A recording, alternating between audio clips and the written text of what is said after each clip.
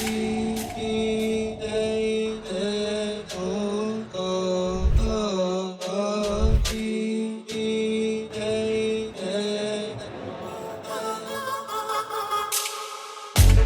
today we curated 6 stories about money from 6 very dynamic storytellers, and you'll get to see them in a bit. What stood out for me is the incredible friendship between the 2 women that have started this journey together. I think as we continue to tell African stories and as we continue to grow together, I think ProsperPath will be a really powerful platform for women, for communities, for groups to grow financially.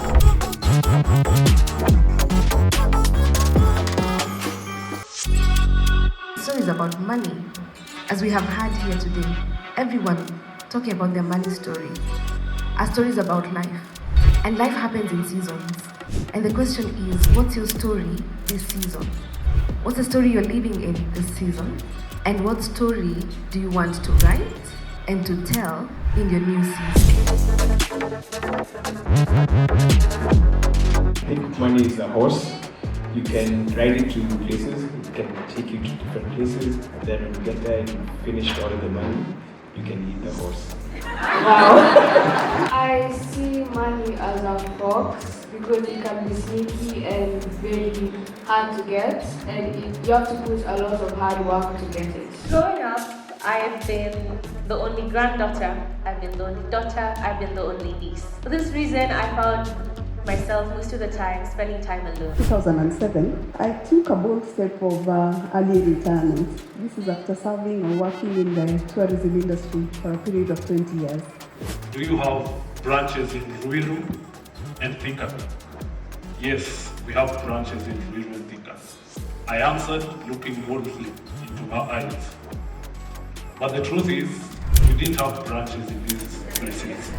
The reminders now became threats that we have your personal data, because something that I realized that when I accepted terms and conditions, I had given consent for them to access my personal data. There's a pain that's infused in me that made me raise my game for 20 plus years in that period where I kept scaling from one level to another. To this day, well, I never got to speak to that crush. I don't know where she went, no idea. But then, because of the pain, I got to raise my game and did the stuff that I needed to do. So I stood and I watched everyone do what I was just about to do. I was a bit calm and I was ready for the test to be over because I'd had a driving license.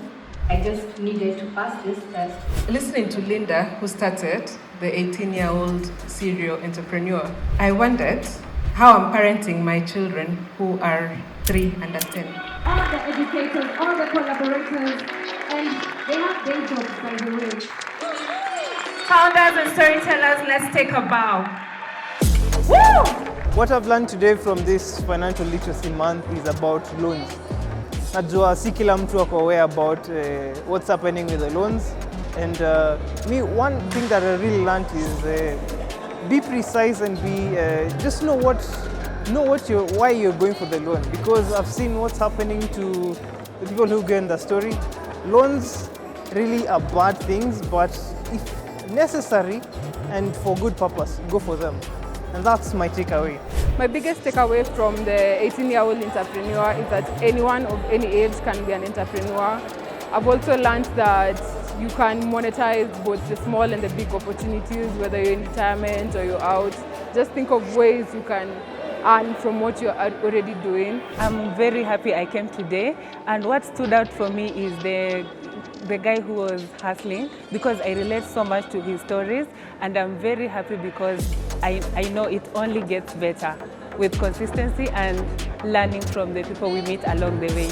One of the key lessons that I took home was, if you're passionate about something, how can you build it so that it's able to make money for you? I've learned about budgeting. It's very crucial, especially in our generation, whereby money just comes in and then we send it out. 27th, we are here.